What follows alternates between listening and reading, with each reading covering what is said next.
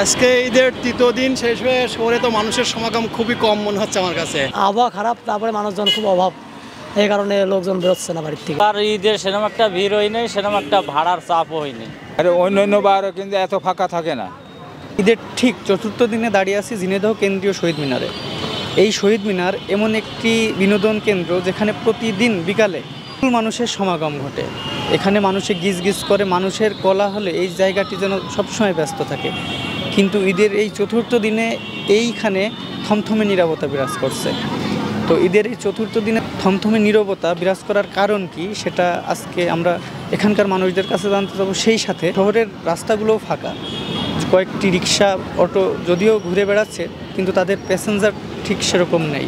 তো এই ধরনের ফাঁকা ঈদ তারাও এর আগে উদযাপন করেছে কিনা বা এখানকার মানুষ কি বলে সেটা জানার চেষ্টা করবো। আরে অন্য বারও কিন্তু এত ফাঁকা থাকে না। প্রতিবার ঈদে ভিড় হয় বেশি, এবারে কিন্তু ভিড় হইল না। কী কারণ তা কী করে বলবো, আর পয়সা কড়ির অভাব, হয়তো অভাব অভিযোগের কারণে হয়তো হতে পারে। হ্যাঁ, না আমাদের মধ্যে গরিব মানুষের কি ঈদের উৎসব কী করবো, ওই খাওয়া পড়া কোনো রকমভাবে কি না না না। আর ঈদের সেরকম একটা ভিড় হয়নি, সেরকম একটা ভাড়ার চাপও হয়নি। আগের মতনই কালকে একটু চাপ ছিল জোহান পার্ক, বাইপাস, পায়রা চত্বর, কিন্তু আজকে ওই তুলনায় মেঘ এবং ঈদের তৃতীয় চতুর্থ দিন সেরকম একটা চাপ নেই।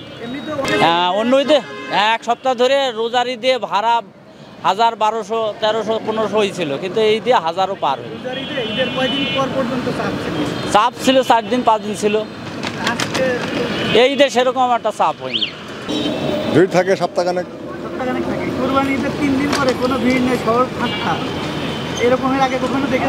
এখন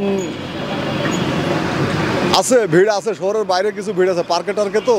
আর আজকের আবহাওয়াটা ভালো, এই জন্য শহরের ভিতরে একটু লোক কম আছে, পার্কের দিকে লোক বেশি।